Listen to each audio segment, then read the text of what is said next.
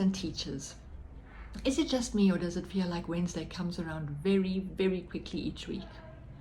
Right, before I read you a story this week by the author David Walliams, who I've just recently discovered and really love his stories, I have a few important announcements to make. Our half term is coming up this weekend. There will be no school on Friday and Monday, and we finish early on Thursday. Mrs. Richards has written the pickup times in her Monday message to your mums and dads, and I'm sure the teachers will remind you as well. I hope that you all have a good rest over the long weekend and come back with your batteries fully charged for the few weeks that remain of this term. Next week, boys and girls, is book week. So we'll be doing lots and lots of lovely reading. On Wednesday next week, you will get to dress up as your favorite book character. Please spend some time over the weekend thinking about what you would like to dress up as and prepare for that. I'm looking forward to seeing you all in the characters that you have chosen on that day. It's always a lovely, lovely day at Northside. Right, that's enough of Mrs. Frolic talking right now. It's time now to see who's had a birthday this week. All right, so in reception A, we have Laurie. In 1A, it's Ntatisi. In 1C, Ruby. In standard 2A, we have Zoe, who Mrs. Frolic forgot to mention a few weeks ago. Her birthday was early in February. Sorry about that, Zoe. I hope you had a wonderful day. Ashlyn and Anlyn have birthdays in 2A and 2B, and Ronan in 2C. A very, very happy birthday to all the children. I hope that you have a really lovely time celebrating your special day with your family and friends. Birthday to you, and may all your dreams come true. Happy, happy birthday. Oh, This is your birthday song. Celebration all night long. May all your dreams come true. We sing all together. happy birthday to you. Happy birthday celebration. Party night, could feel the vibration. Lights are bright, we're feeling alright. We're dancing till the morning light. Happy birthday celebration. Everybody get the temptation. Once again, this is your night, and everyone feels Sing right. happy birthday to you, and may all your dreams come true. We sing happy birthday to you, and may all your dreams come true. Happy, happy birthday. This is your birthday song. Celebration all night long. May all your dreams come true. We sing all together. Happy birthday to you. Boogie Bear by David Walliams and illustrated by Tony Ross. Up at the North Pole, polar bears were swimming, fishing and growling. The biggest, furriest one of all was sunning herself on an iceberg as usual. Lying there without a care in the world, she scooped fish from the sea with her paw and dropped them into her mouth. This is the life, she sighed, as she drifted off to sleep. When the polar bear finally woke up, the most awful thing had happened. The animal must have eaten too much for lunch again, because part of the iceberg she was lying on had snapped off and floated away. The polar bear was now miles from home and being hurled around by the angry sea. Oh dear, she said, as she wobbled, surfing a humongous wave. Surely things couldn't get any worse. They could. Much worse. As the polar bear was swept south, the sea became warmer and warmer, melting the iceberg, which became smaller and smaller. And there's a footnote on this page. This is a free geography lesson. You can ask your teacher to explain why. Soon it was no bigger than an ice cube. "Oh dear, oh dear, oh dear," said the polar bear as she toppled over into the sea. Splosh! Bobbing her head up out of the water, the polar bear spied the nearest land was miles away. "Oh dear, oh dear, oh dear, oh dear." She did her best to bear paddle towards it, before collapsing on the rocks, waves crashing around her. And the paw note says, bear paddle is like doggy paddle, but more beary. Behind her, she heard a rustling in the forest. Rustle, rustle, rustle. The paw note says, the only thing more rustly would be someone called Russell Russell. Looking up, the polar bear saw hundreds of eyes staring back at her out of the gloom.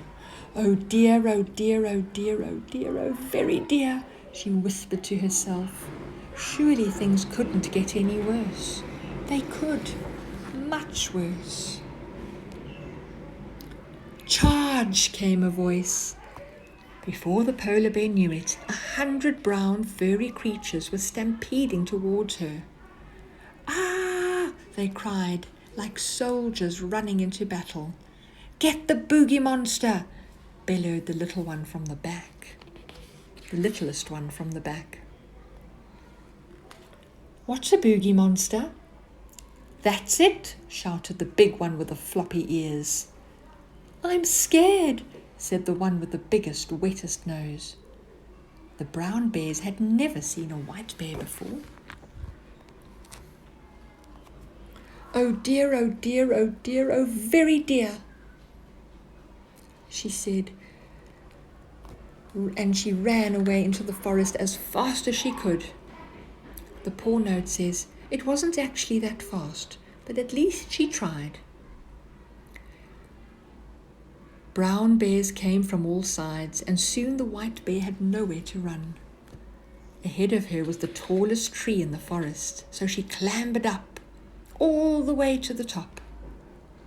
Paw note says, it is impossible to clamber all the way to the bottom.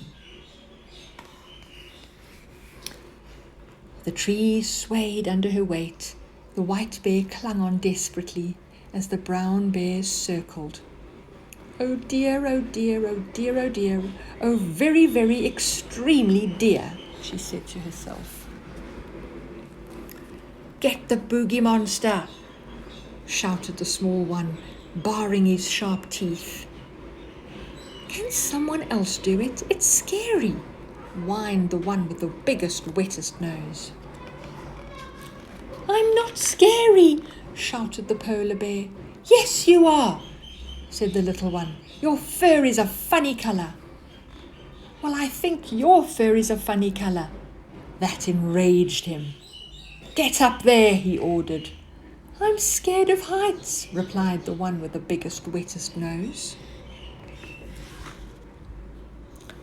The smallest one huffed and picked up a stick as big as he was, and he hurled it up at the polar bear. "Take that, boogie monster!" Whoosh! "Biff! Ouch!" called out the polar bear. She lost her grip and slid down the tree at speed. "Oh dear, oh dear, oh dear, oh dear, oh dear, oh dear," she muttered to herself, as her big furry bottom hit each branch on the way down, until she hit a big bendy branch, which bounced her right back up to the top of the tree. Surely things couldn't get any worse. They could. much worse. As the polar bear was so heavy, the tree buckled to one side. The pack of brown bears reached up with their paws and grabbed the trunk. "Get the boogie monster," ordered the little one. The brown bears lost their grip of the trunk and the tree twanged back up. Twang! The paw note says, a twang is like a twang, but more twangy. "Oh dear!" screamed the polar bear as she soared through the air. "It's a flying boogie monster," remarked the one with the biggest, wettest nose. For the paw note says, "Now polar bears are not natural flyers. None have wings or owned jetpacks or can pilot helicopters. If you think you have seen a polar bear flying a helicopter, please consult a doctor." In no time, the poor animal had crash-landed headfirst into a huge muddy puddle. Splat! "Let's get the boogie monster!" shouted the little one. Oh dear," said the polar bear as she stood up, caked in mud. The polar bear wasn't white anymore. "Stop! It's not a boogie monster, it's a bear!" exclaimed the one with the biggest, wettest nose. "A boogie bear!" shouted the littlest one. A huge smile spread across the face of the one with the floppy ears. "She's not a boogie anything. She's gorgeous." "Boring," fumed the littlest one. "Miss, we are so sorry for frightening you," said the one with the floppy ears, stepping forward. "In truth, we were frightened. Here, you see, all us bears are brown. There, all us bears are white," she said, pointing north.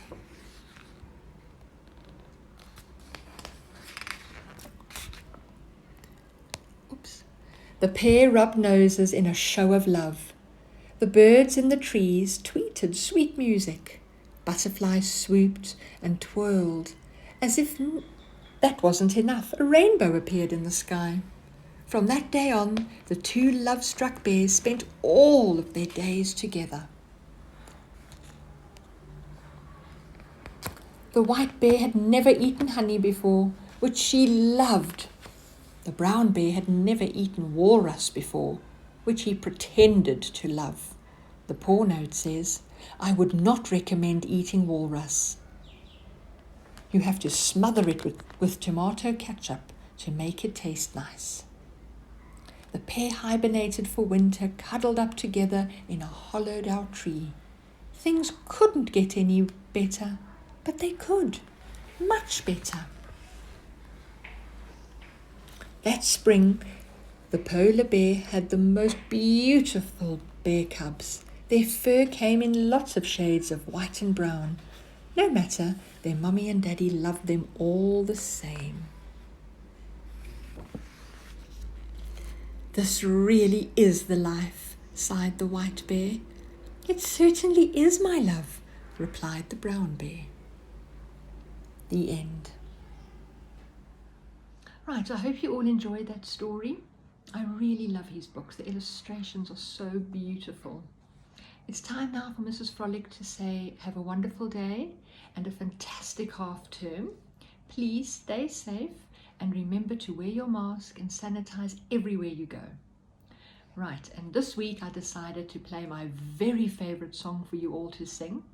I hope when I walk down the corridors I'll hear you singing.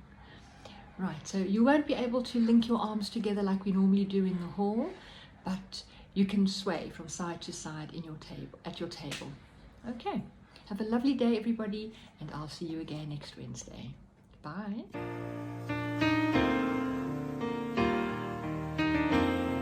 The earth is my home. I promise to keep it